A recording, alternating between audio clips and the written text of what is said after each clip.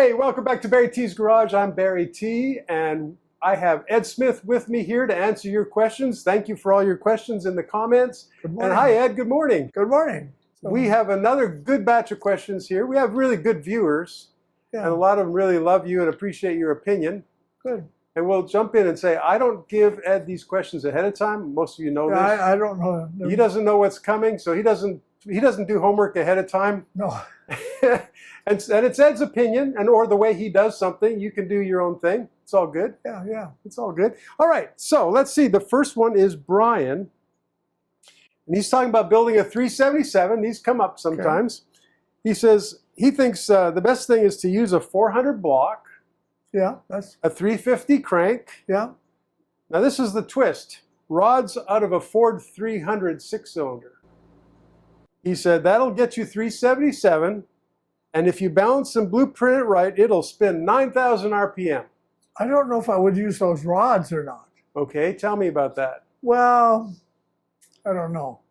I should go in a bench, and I have a nice set of pistons and a nice set of aluminum rods, a whole set for 377. Okay. Very big, fat aluminum rods. That will do that without coming apart. Okay. The Ford rod, I don't know if I would do that with a stock Ford rod. Yeah, those rods, were they There's cast rod. cast iron rods? Yeah, there's just iron rod. Yeah. It's a cheap way to do it if you didn't want to buy some rods. Right. Okay. Yeah. But it wouldn't be your ideal. It wouldn't be the ideal. Okay. Yeah. But they might work, I guess. They probably would. If he's tried it, yeah, probably would. They're probably a 6-inch rod. Yeah. Huh. Okay, well, thanks, Brian. That's worth Yeah, it's a good question. Yeah. Terry's asking, he says, just curious, what about putting a longer stroke crank in a 350 block? Makes it easier to put in longer rods. And I wonder if he misheard something, or what is he... Longer. You can't put a longer, bigger stroke crank and longer rods. Can't do that. Yeah, that's too much of the same The rods usually stay with the block. 6-inch rods and 5/7s, because the pistons with the wrist pin, it's located in the piston, matches the crank. Okay. Yeah, pistons and crank go together. Okay. The rods don't. But whatever you choose rod length, the longer the rod, better. So we have some pistons that the wrist pin is almost to the top of the piston. Right. Of course, it's behind the oil ring, too. Mm-hmm. You take the oil ring off to get the wrist pin out. Yeah, okay.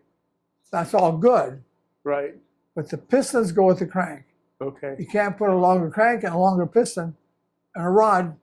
The pistons comes out of the top of the cylinder wall. Okay. Right. So do your homework. Do your homework. That's one of Ed's big favorite sayings. Yeah, do your homework and figure it out. Right. And don't spend too much money until you get your homework done. Now, Johnny says, when balancing crankshafts, this is his saying, start in the middle, then alternate left, right, counterweights. Does that make a difference, balancing? It would be. It depends on whether it was which end of the, if one end of the crank is perfect and the other end is wobbly, all you have to do is one end. I see. Not necessarily do anything with the middle. Some crankshafts, all the hot rod crankshafts, the good crankshafts, has counterweights in the center. You can mess with them. Other than that, most of our engines are stock engines, and there's no counterweights in the middle of the block. So there's nothing to work with. Right. Okay. So the counterweights is where you drill your holes and or you add heavy welding. Yeah. Okay. We used to have a neighbor man over here that had a balance shop forever, and he didn't have it set up on his whole balance machine. It was older than the hills, and he didn't have a drill. He couldn't drill that, so he took a big old body grinder and ground on the blades, ground on the things, and ground them and ground them and ground them. That sounds like a lot of work. Oh, that was a lot of work. He must have spent days grounding on those things trying to get some weight off them.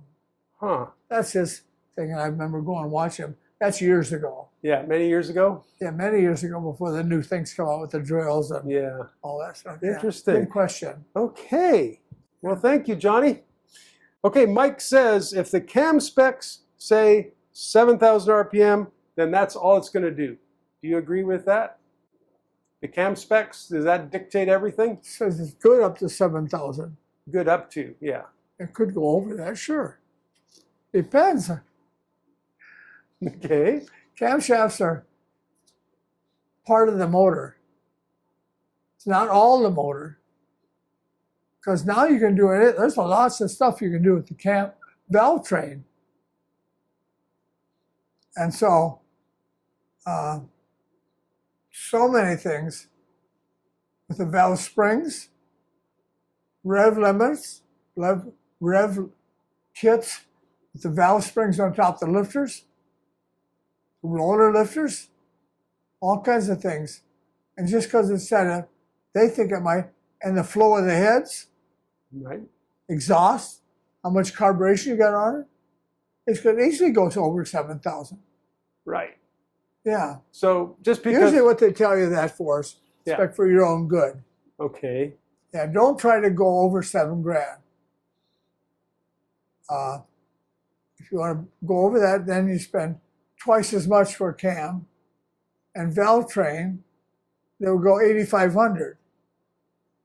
But if you want to on the budget, most camshafts will go 7,000. Okay. And I think that's why they say recommended. Okay. Yeah. But so it's a manufacturer's recommended, but it's not necessarily a physical limit. That's right. Exactly right. Yeah. So David wants to confirm something you said. Okay. Maybe it'll bring up a little other discussion. He said, I can confirm what Ed's saying about the Lincoln motors. He was an old man, and he would always say, go, I guess when they're in the salvage yard, always go get the motors out of a Lincoln. So at least he thought the same. Yeah, the same. Yeah, yeah. We always thought, I've seen some Lincolns that had a lot of miles and no ridge. Really? Yeah, no ridge whatsoever. And that's because it was, in the Lincoln motor, we always thought too, was heavier and it's finer machine work. Mm. And we'll go back, I think it had more denser material, yeah. Yeah. So instead of being the sand, cast iron is, say, it's sand. cast in sand. Yeah, the cast in the block is more coarse and more finer in the Lincoln. Huh. And more denser. So that same thing, that block weighs more. Okay. And also finer, and it will not wear as much. So do you notice that when you're machining them? Machining, they'll sound different.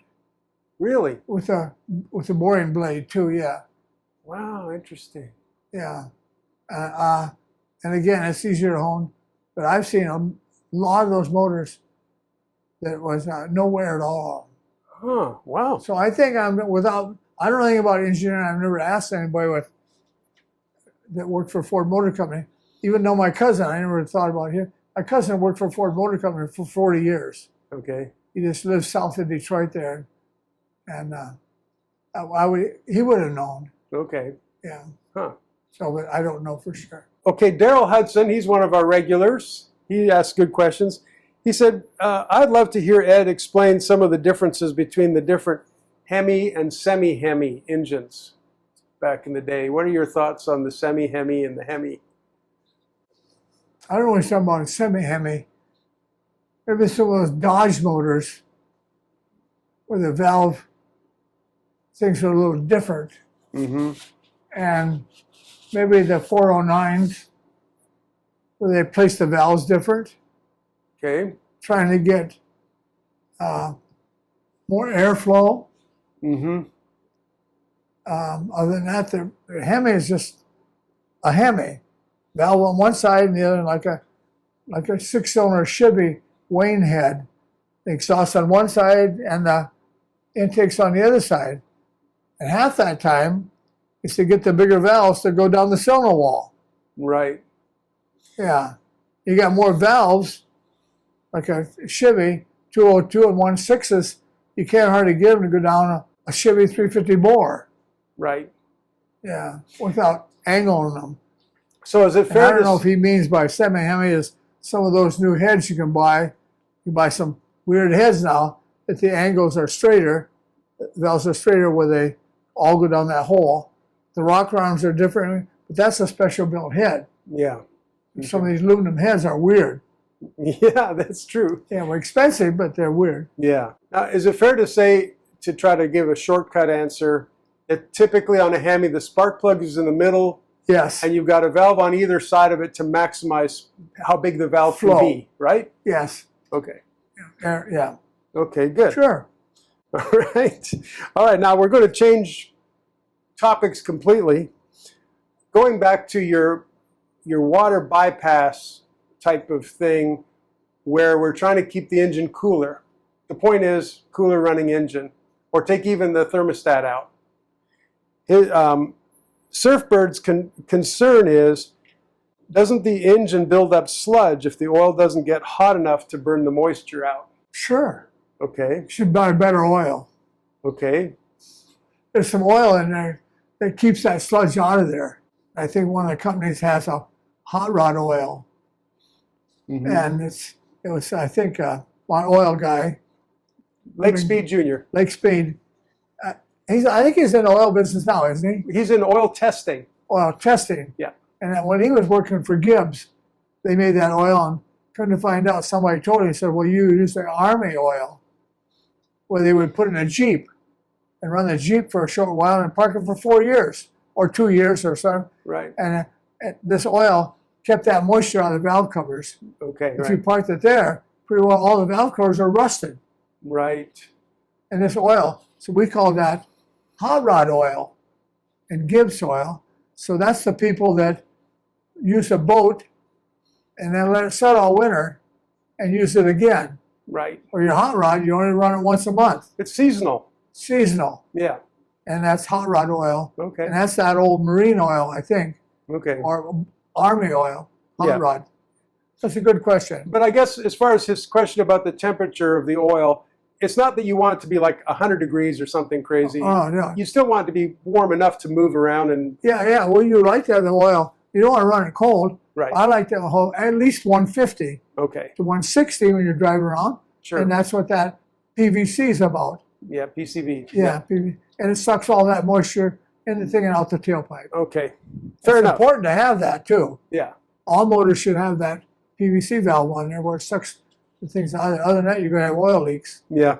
It'll blow the oil out the seals and stuff. So good question. Okay. Good. Very good. Thank you. Yeah. Kenny is asking, can't you at least still get the same RPMs out of a 305 that you can with the 350? Probably. Okay. Again, some of our dirt track cars, I think of Rapid City. I got some friends in Rapid City Mm-hmm. and you race dirt tracks. And I remember we bought some 12.5-1 Pistons for 305. 60 over because their limit was 310. Okay. And they were running 305s and dirt track, and they was going fast. Okay. And I put a camshaft in the spring, sure, they'll go. Okay. Sure, they'll wind $7 grand, 7,500, maybe 8 Okay. with the right valve train. Yeah. Okay. So if I understand what you're saying correctly, the 305 is a smaller bore, Yeah. but you can still get some high RPM out of it. Yes. I have a friend here in town that holds national records. I think it's some kind of a little Chevy, maybe a two-door sedan, 305. Mm-hmm. And he's done a lot of work to that motor, but he owns a national record. And I think he don't run a line lock. He just foot brakes it off the line, automatic transmission, and he owns national record of that car and wins some races. He's an old man. Huh. I'll say he's an old man. Owns a tune-up shop up there on 19th Avenue. Okay. I don't know, I haven't been up there for a long time, but he spent a lot of money on that car. Okay. There were secrets. We need to interview Yeah. him and ask him what he likes to do with the Yeah, 305. right, yeah. But it's the 305 in that class. I have some old car magazines from the 50s and 60s, and they used to sell a double lobe quarter-speed camshafts and gears for V8 engines. I'd like to know if Ed's ever messed with those or ever known about them. I don't know. I never used one. I have a friend over here. I think he's got 3 or 4 half speeds for Chevy, half-speed cams. They have lobes on both sides of the cam. Okay, so what would be... And he has them on, I think 3 or 4 of them, and he told me, come get one. I had one here maybe 4 or 5 years ago. I need to go get another one, we'll show you. Okay. It's really interesting. I would love to see It was that. gear driven because it only goes half the speed of the crank. Well, it does have, quarter speed of the crank. Well, that's what this guy's That's saying. what that guy's telling me, yeah. Yeah. It's got 2 lobes on the cam. Okay. And I think he's got 3 or 4 of those camshafts.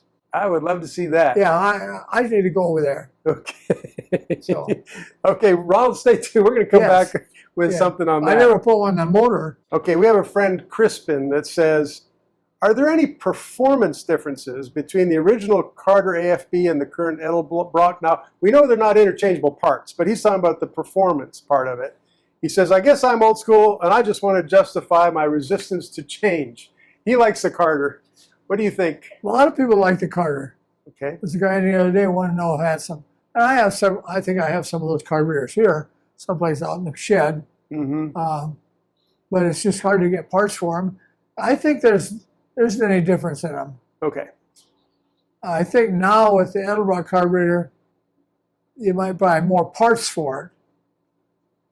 The spray nozzles for the accelerator pump, different sizes, and springs Right. for the secondary rods. Different color springs and sizes. And one of the guys I was talking to the other day, I had breakfast, and I've known, I think I worked on his car. He's got a special Oldsmobile here in town that he's had it since 1965. Okay. And I worked on it in maybe 1968 or something, changed the gear ratio in or something, but we have breakfast once in a while. Mm-hmm. And he was telling me that, and I accused him of having tinkeritis. Okay. And he's messing with these springs and different things, and basically what he has is a pretty good sized camshaft in that car. Mm. I told him, you missed the whole thing. You need to call me and ask me some questions about this thing and get it right in the first place. And he actually should have drilled some holes, small holes, in the primary butterflies and the rear of the shaft. Okay. He's got it idling so fast where it's not an idle circuit.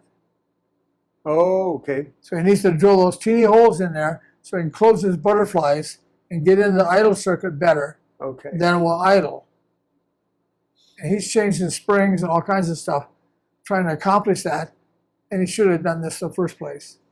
So just to understand carburetors a little better, because I don't know very much. Well, a lot of people, we talked about that down at Yeah. the dyno shop. Yeah, People, there's a lot of parts made for this Edelbrock carburetor. sure.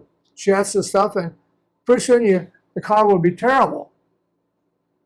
And most of the time, you need to leave it like it is, unless you're a carburetor specialist with some instruments, some Probably vacuum gauge, vacuum oxygen gauge and sensors, and the sensors to Yeah. see where it's rich or not, right. or what it is. Yeah. But they're fairly simple. Yeah. Okay.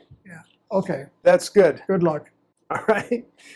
Okay, Mr. Chevelle, 83. He's a good commenter for us too. He said he's talking about roller bearings, roller cam bearings. Have you had any experience with roller bearings in the cam roller bearings? A junior fuel car has them forever. Okay. That's an expensive motor, maybe $100,000 worth of motor.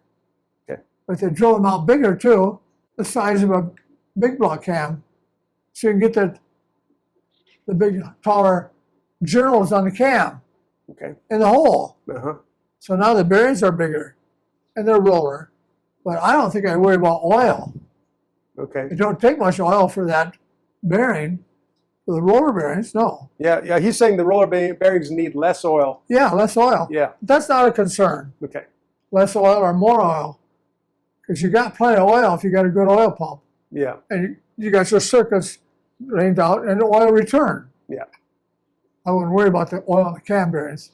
But it is a power. Yeah. It saves a lot of power, the camshaft. Yeah. But you got to get them in there and get them in there straight too. Yeah. Okay. That's another one of those things you need to know what you're doing. I wouldn't do it at home. Crispin again is saying, what can Ed say, this is an old one, about a 56 Pontiac with the 316.8, is that a 317? 2-barrel carburetor engine. I guess, is that the small V8? Did Pontiac have that in 56? I don't remember that. 2-barrel motor? Yes, exactly. Yeah, sure. Okay. How could a guy get a little more power out of his 2-barrel 317? Probably the car weighs about 6,000 pounds in the first place. Right. And it's not worth changing the camshaft. Right. to trying to get power Okay. with a 2-barrel. I don't know what he's going to do. Put bigger exhaust on it, Yep. take the air cleaner off and leave it off. Or do something with the air cleaner. Yeah. I hope he don't have that big old air cleaner on there that the 2-barrel had. Yeah. Was that an oil? I don't know in those days if it had an oil bath. Yeah. I don't know, but Yeah. it definitely, but exhaust is one thing. Yeah. I don't want to be, You know, it'd be discouraging, but there's I don't not want to that be much. discouraging Yeah. and what to do, I don't know. Yeah. I can't imagine what car it's in, that he needs some more power. Well, I'm going to assume it's in a 56 Pontiac. Yeah. Same as 56 Chevy. Yeah. Same Same basic body. body. Yeah. Yeah, yeah. A little bit different, but not much. Yeah. Okay. Well, there we have it. Be happy with what you have, right? Yeah, I guess so. I don't know what you can do. Okay. I think the one of the questions we see sometimes is on each corner of the motor, right, with the pan rail. There's a nice machine hole there that don't go anywhere. There's no threads or anything in it. Okay. It's usually one size, about 1/2 inch. Countersunk, and it's really a pretty hole. One in each, back to the oil filter, and one up in the front. And that's the dowel pins that the motor sets on when it goes through the factory and does all the machine work. Oh, so they're locating the block. That's locating the block on this machine that's clamped down, and they do all the machine work off those two holes. Wow. Right. So All motors have that. Yeah. and So a lot of people, I don't know if he's asking that about that motor, but a lot of people don't know what those two holes are. They're nice, probably the most machined, perfect holes in the whole block. because everything's referenced to that. To that, Right. yes. So we have to And think. interesting. Yeah. Sometimes there's something there that's for manufacturing. It's not for the running. Yeah. Hmm. That's the guide pins for every hole, every machine, every thread in the whole block Is reference to that. to those two holes. Yeah. Yeah. Wow. Maybe that's his question. We hope. It may be Other than related. that, it's Yeah. interesting things for somebody to know what's going on. Yeah. Yeah, good question. That's cool. All right, so Brian is asking, he says, correct me if I'm wrong, I thought a Dry-Sump system can also cause a certain amount of crankcase vacuum that can help with the piston ring seal. We need a vacuum in the pan. Again, when we first started doing, I've said that before, the total seal rings, they say they suck the same amount going up as they do down. Right? Because they're not a ring that tips over and goes down one way, then tips back and forth. But so anyways, you'll get a lot of pressure in an oil pan. Okay. So anyways, that's why we have air pumps, smoke pumps, hooked up to our vacuum pan. And sometimes we'll run 5 pounds of vacuum on the oil pan Right. to get rid of that pressure in the pan. Right. Now, some people have a hard time understanding how that could happen because if one piston's going down, another piston somewhere else is going out. That's and right. You think it would balance them out. But there's a lot more going on, isn't A lot there? more going on then, yeah. As we understand too, that a crankshaft is like an egg beater, a pancake mix. If you could take the egg beater and if you spin at a certain speed, the batter will stick to the egg beater. Right. And if you had the right thing, you could have all that bowl, mix in the bowl, all stuck to that thing. Now we figure somewhere along the crankshaft, around 8,000 RPMs, the oil clings to the crankshaft. Wow. And we'll empty the pan and cling to the crank. That's why we have the scrapers on the side. Looks like a comb. The crankshaft misses all those and scrapes the oil off of them. And that's why we want to plug all the holes, the vents, in the top of a Chevy motor or any kind of motor where the oil don't go past the camshaft and drop on the cam or on the crank. Because it would cling to the crankshaft. Just makes the problem That's worse. another thing. A lot of people have watched your Chevy, your oiling Yeah, video on the Chevy small block oiling tricks. yeah, yeah. And if you haven't seen that, it very much relates to this. So Yeah, it does, have a yeah. look at that video too. Yeah.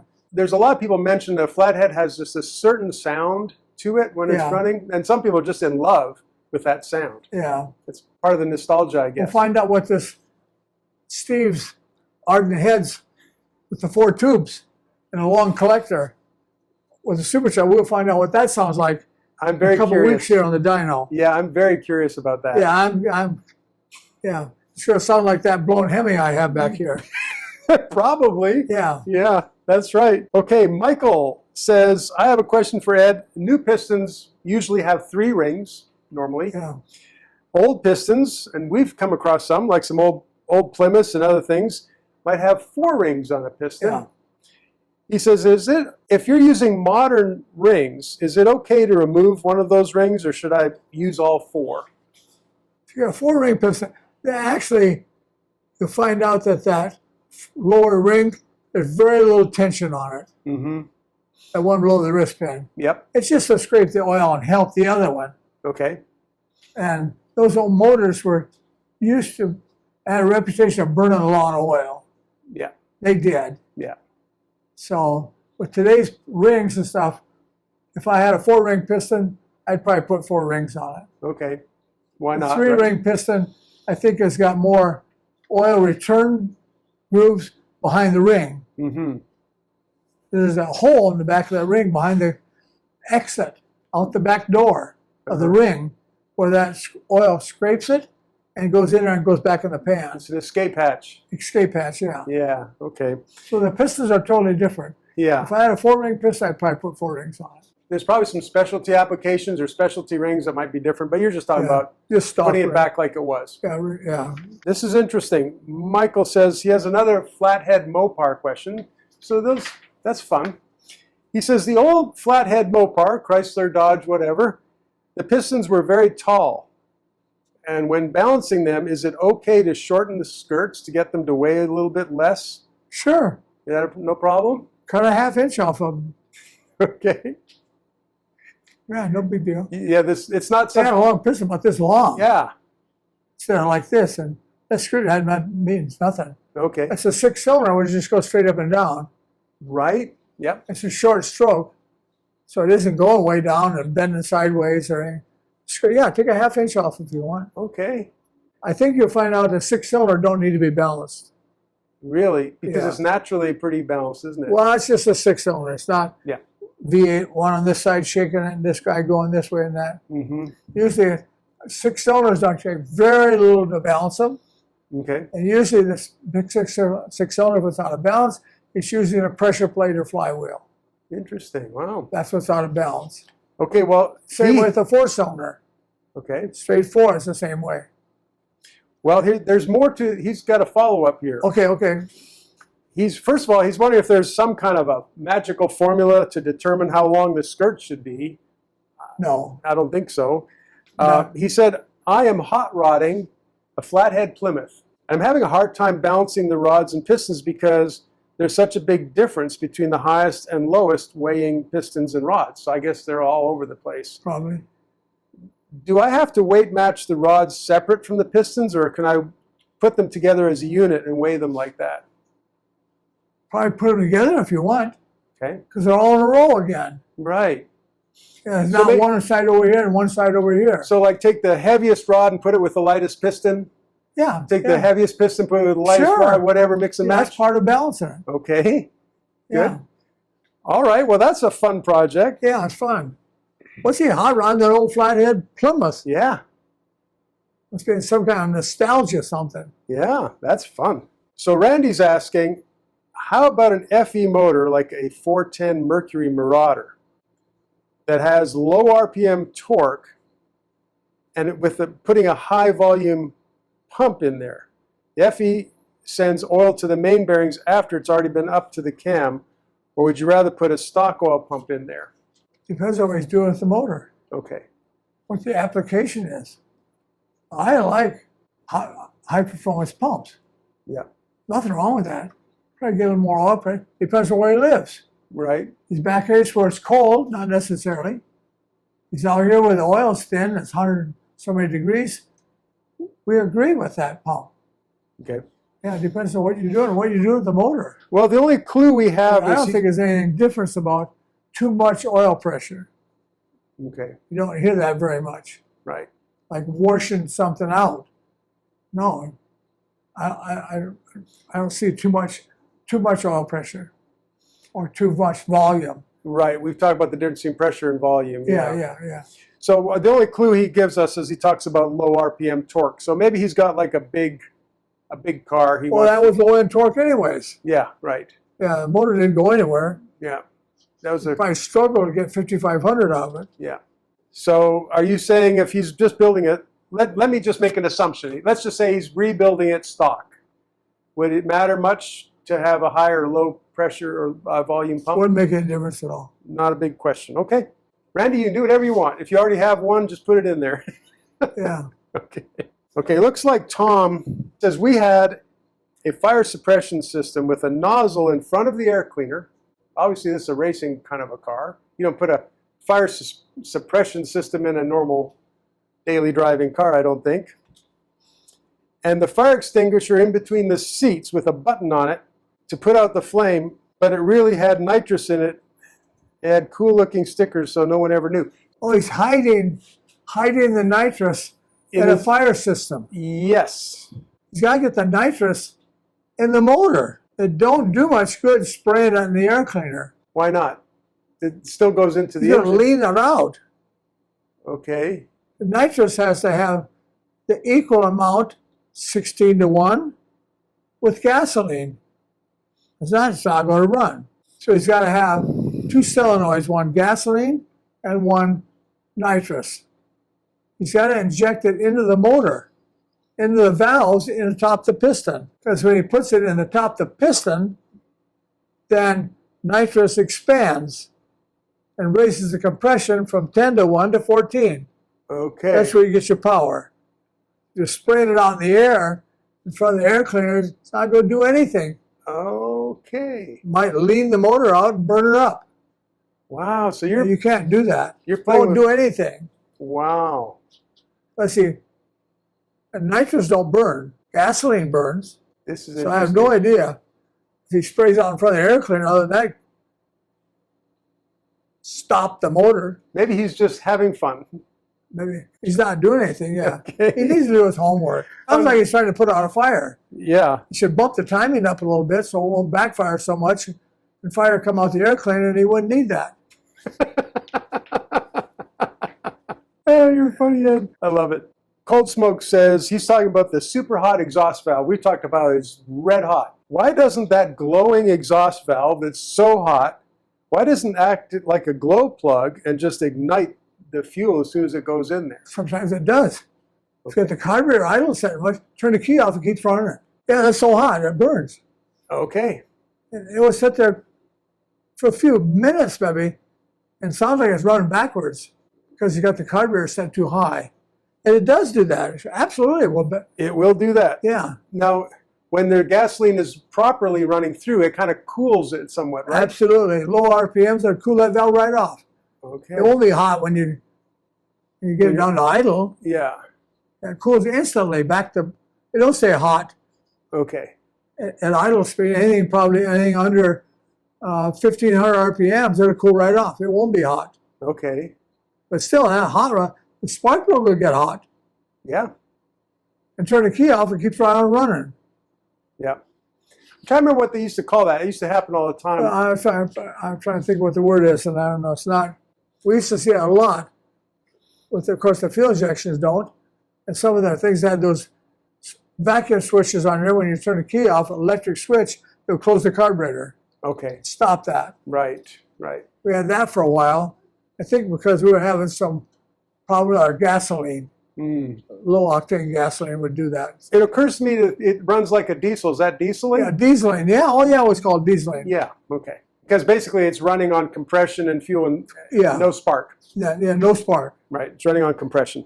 Wilkins says, Barry, ask Ed about bending the 4-barrel carb rods to go wide open on all 4 at quarter or half throttle for racing.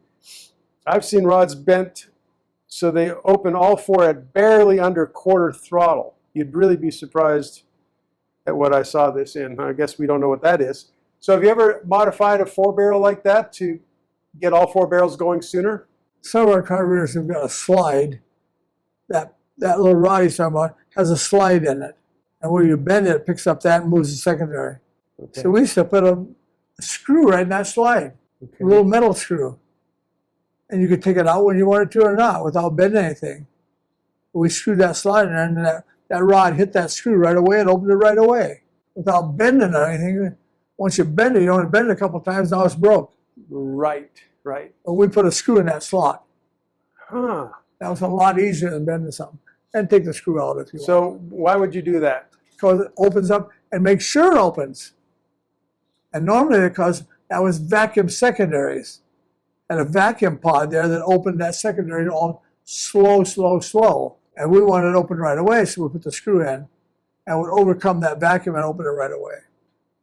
Plus, when I think about it, when you're full throttle, you have low vacuum. That's right. So that might not work so quickly. Yeah, that's right. Okay. My friend keeps telling me that an old timer told him to run a 3/4 cam in his small block. And I've heard my dad mention the same thing. Thank you. We love Ed. Keep on rocking. Your opinion is the coolest thing on YouTube. So we're going to look at this Almquist book. This is about 1946 or 47. Almquist. You could buy all kinds of stuff in here. In 1950, 51 for your flathead. And some of the overhead valve stuff too. So this is the book. I don't know exactly what year. Actually, it had some Continental sport body. Wow. By a fiberglass body. Looked like on a Volkswagen chassis. But this thing has got all kinds of stuff in it. It's a really unique book. I don't know. I've had this for a long time. Yeah. And probably if we looked in here, we could buy stroker kits for flatheads, pistons, big dome for Buick high-performance pistons, clutches, everything else. We could probably find a 3/4 cam in here. Okay. Probably Iskandarian too. Yep. Yeah. The camshaft would have been $37 or maybe $17 for some good stuff. Interesting. So 3/4 cam, I'm sure they got lots of camshafts here. Here's one right here. America's fastest power camshafts. They say winner's camshaft. 606. That must have been a big one. That's about 3/4 of an inch. Yeah. 606. So it's kind of funny. I've had this book here. I think the camshafts maybe would have been $20-some. Okay. The 3/4 camshaft says it's better than half, but they never said what lift and duration. Probably about a 280-degree lift. Okay. Or, 280-degree duration, Okay. and a little bit more lift than stock. And less than full race. Yeah, full race probably wouldn't idle very well. Mm-hmm. Other than that, nobody knew what it was. So there's no real spec. It's just kind of a thing. Yeah. Okay. So that's kind of cool, that book. That's How old it is. Yeah. I have several of those different brands in there. J.C. Whitney and Wachowski too. They were out of Chicago. Yep. Okay. That's pretty So cool. they sold a lot of 3/4 cams. All right. That's good. Kind of funny. That is And great. now we have spec camshaft books are thick with all the specifications, certain degrees and all that stuff.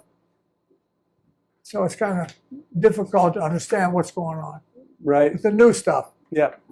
By the way, the person who asked that question, that is a different way to do it. That's the name of our, that's their name on YouTube.